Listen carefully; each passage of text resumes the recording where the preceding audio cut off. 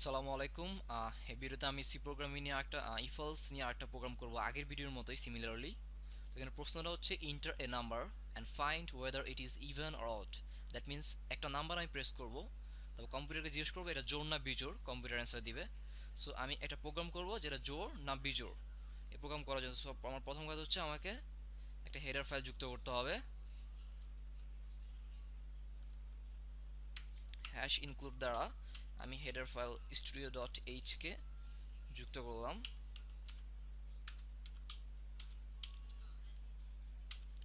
তবে একটা main function declare করলাম।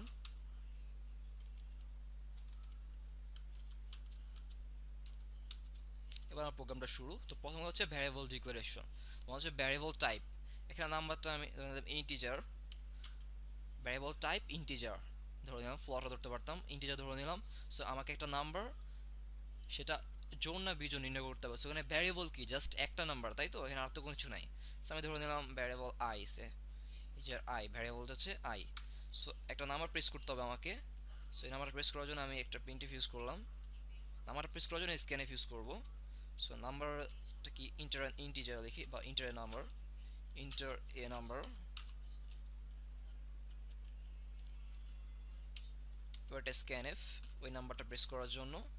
সো কম্পিউটার প্রথমে দেখাবে ইন্টার নাম্বার, তারপর আমি একটা নাম্বার লিখবো।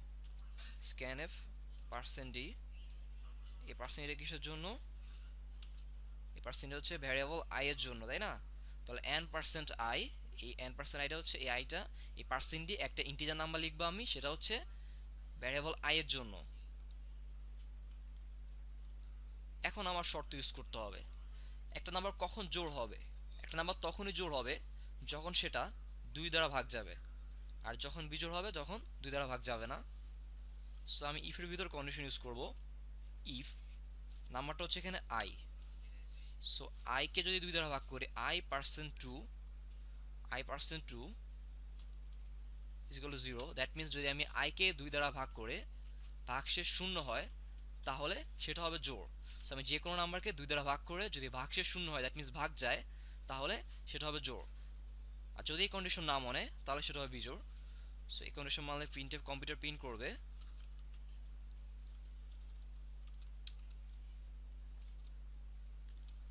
পার্সেন্ট ডি, কম্পিউটার প্রিন্ট করবে পার্সেন্ট ডি ইজ অ্যান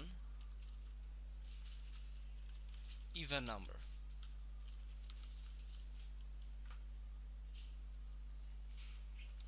আর যদি এই কন্ডিশন না মানে, এলস প্রিন্টএফ, সরি,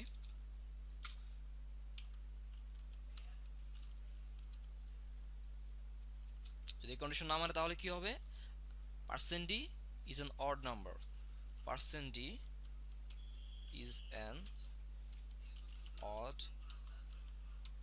নাম্বার। এখানে পার্সেন্ট এটা হচ্ছে কিসের জন্য, আই এর জন্য, উপরও সেম।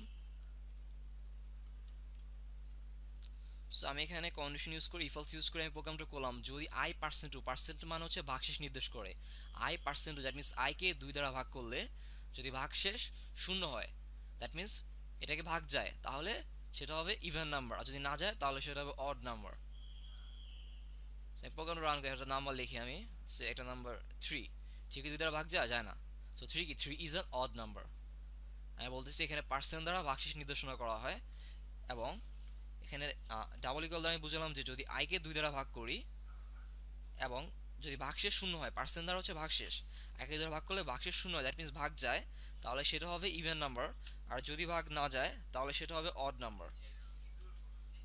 স্যার প্রোগ্রামটা এখানেই শেষ। আপনাদের কোনো প্রশ্ন থাকলে কমেন্ট করতে পারেন। ধন্যবাদ।